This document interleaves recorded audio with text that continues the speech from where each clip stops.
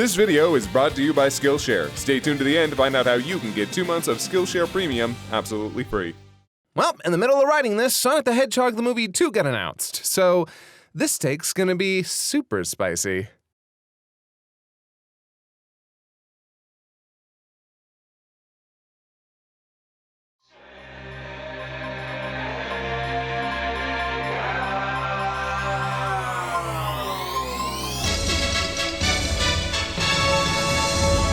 I grew up with Sonic the Hedgehog, and while I don't feel committed to him or his fraudful franchise enough to call myself a Sonic the Hedgehog fanboy, I've consumed more pieces of media from Sonic than a majority of other long-running franchises, including our favorite plumber. So, when I went to go see this movie on opening night, I wanted it to be good. I wasn't hoping for a train wreck that I could trash later or something to poke fun at the fanbase over. I wanted a fun, good-spirited Sonic adventure, pun 110% intended. And what I got was a fun movie. I can't help but love literally everything that Ben Schwartz does. Jim Carrey is masticating the scenery and is probably the best part of the film. There are some exceptionally funny exchanges throughout. I was breastfed, actually. Nice. And I even found myself enjoying the building romance friendship between James Marsden and his new blue boyfriend, who's just a boy and a friend. And blue. But there was this nagging feeling while I was watching the film that stuck with me afterwards. Something about the movie felt wrong, like fundamentally wrong.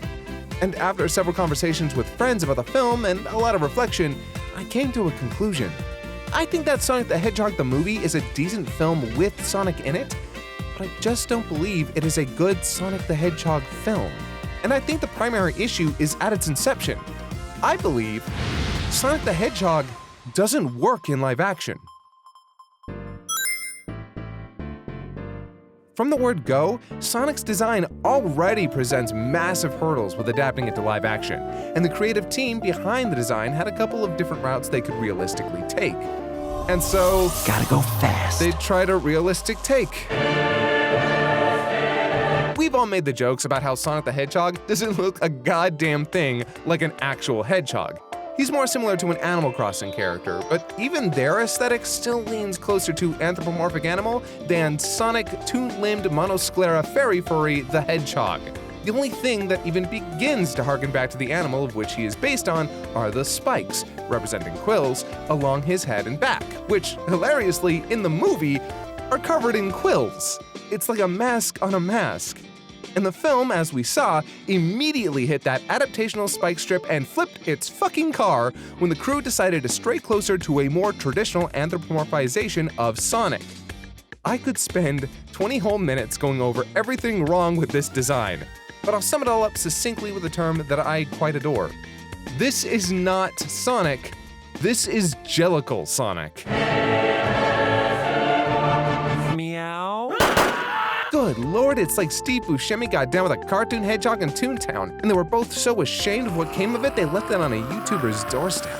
But seriously, this is the absolute worst direction they could have taken with the character without going full Super Mario Bros. The movie, as it forces all the unnatural qualities of the character to either change, thus straying away from what the character is, or just look terrifying and strange, like Heihachi Mishima throwing us helplessly into the uncanny valley. The closer Sonic the Hedgehog gets to something biologically feasible in the real world, the more strange, weird, and full-on horrific he becomes, because Sonic's proportions and design concepts are absolutely cartoonish. Because he's a cartoon! Or a video game character. Actually, fuck it, both. The backlash was swift, brutal, and overwhelming. The sheer amount of ire this unsettling little goblin attracted legitimately makes me feel sympathy for whoever designed him, as I'm sure they were just trying to best meet the expectations of multiple people, both within the creative team and the folks at Paramount. But when Yuji fucking Naka is knocking your studio-approved monstrosity, you might want to reconsider. And reconsider they did! Jellicle Sonic got dunked straight into the garbage disposal, and Tyson Nipples the Enchilada Hess spin-dashed his way in to help give our poor little mammalian pal a much-needed makeover. And it worked. Tyson lost the more realistic muscle mass, brought his proportions closer to the modern game design, smoothed out the teeth, gave him big, adorable, expressive cartoon eyes, put his gloves back on, fixed his shoes, and made color adjustments all over. and you'd think this would fix the overall problem. And while it does fix some, maybe even most of them, it actually makes newer problems. One of the avenues the Sonic the Movie creators had was to literally take the modern design, give him a fresh coat of paint, and then slap him smack dab into the real world. But then he'd feel completely out of place, because he'd literally be a video game character hanging out with James Marsden, not an actual living creature. And one could either leave that absurdity unaddressed, which could make for an uncomfortable, strange, if not potentially hilarious movie, or you'd address it outright, which would most likely involve an acknowledgement of the games, his role in them, and his existence in the real world. And at that point, you'd have Roger Rabbit without the all-star cast that made that film. And frankly, and I speak for myself here, I do not long for another metatextual exploration of video games. We're drowning in them. So what Hess and the creative team decided to do was try to bridge that gap. I like to call it the best of both worlds design. Realistic fur and cloth textures with careful attention to his proportions. Sectioned off eyes that give the illusion of the monosclera design from the games with a gradient of white fur in the middle, all the while keeping a majority of the design elements that make Sonic, Sonic. That should be it, right? The design generated an overwhelmingly positive response from the fanbase, one so large a conspiracy theory rose up, positing that the original design was a fake-out to get people talking about the film, and then endear the film to the audience when they replaced the original with the new one. I don't personally believe this theory, but to each their own. But when I saw the film, Sonic never felt real. He never, not even once, felt like he was actually in any of his scenes, because every time they'd show those huge adorable eyes accompanied by those big ol' hands, I could only think to myself, hey there, CG approximation of a childhood icon, you certainly don't look like one of those fan-made Unreal Engine demos on YouTube. And it isn't just that he's CG. Other films manage to suspend their audience's disbelief all the time. Take Detective Pikachu, for example. It doesn't always hit the mark, but having watched both of these films within a year of each other, it is staggering how much more effective Detective Pikachu was at selling these CG critters as wholly immersed in their environment and the story.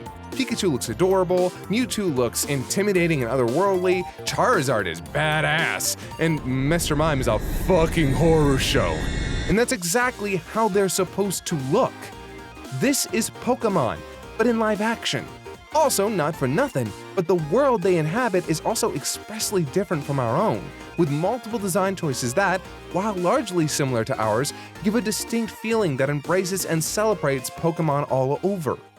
But Sonic is the only one of his kind in the film, excluding the very opening bit and the after-credit scene. And the very features that make his design appealing also make him feel unnatural. And the worst part is, this wouldn't have been a concern if they'd just kept him on Mobius. And yes, I know they don't call it Mobius in the film, I don't give a shit, that's Mobius. If they'd kept him in his own fantasy world full of echidna and this owl from Guardians of Ga'Hoole, none of this would have been an issue. You could even keep the final movie design and model the supporting cast appropriately. Throw more money at this man! In their own environment, without the stark contrast of human beings and the real world, it would be simple for these characters to feel natural, like they belong. It's no surprise that every single outing of Sonic the Hedgehog to heavily involve human characters besides Eggman has run up against the same problems. Sonic isn't designed to inhabit the real world, and Eggman is actually a great example of that. His original design is hilariously cartoonish, and even his most menacing reinterpretations are still unrealistically proportioned. But now that we're talking about old Robotnik, I think it's high time we broach my second point. And this one is definitely a little more controversial. Heads up, gonna be a little bitchier here. There are so many different interpretations of Sonic the Hedgehog. Between the fluctuating canon of his many games, the 4 American animated series, the Japanese OVA, Sonic X, the Archie comics, the IDW comics, that when it comes to Sonic's story, you have more than enough to pull from. So when it comes to making a film out of the spiky speedster, I think the best one can do is maintain classic iconography, adapt the franchise's most common themes, find a comfortable baseline of Sonic's character, and perhaps adapt some of his more popular stories, especially considering the popularity of his long-running comics, which feature stories of war, industrialization and environmentalism, and a colorful cast of characters in a wondrous fantasy world. So what does Sonic the movie do? Jettisons him from his most common environment onto planet Earth and then proceeds to pair him with a generic white guy in Montana, which is essentially the plot from Sonic X, only here, we don't even get his supporting cast. So instead of Tails and Knuckles, we just get Thomas and Maddie Wachowski. Because apparently he's got this power which gives him his super speed, and the Echidna were hunting him for it back on Mobius. You know, where the good story was. Imagine if they made a Spider-Man film that was nothing but an extended road trip with him and some new guy played by Kris Pratt in a van on the run from the law. Well, then you'd have Onward. But my point is, this movie is another generic buddy film that just happens to feature Sonic as they run away from Jim Carrey and his army of Tango 1000s. Speaking of Jim Carrey as Robotnik, he certainly brings the character to life in a big way, and he has some of the worst and best one-liners in the entire film. Look what came out of my egg sack. But there isn't a lot to his character that harkens back to any previous iterations of Dr. Robotnik until the very end of the film.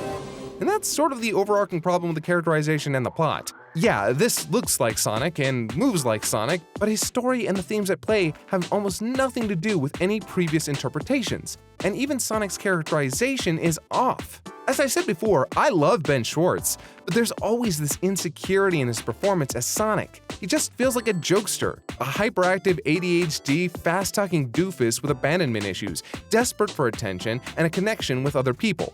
By making Sonic so needy and quirky, they lost that edge that made him an icon in the first place.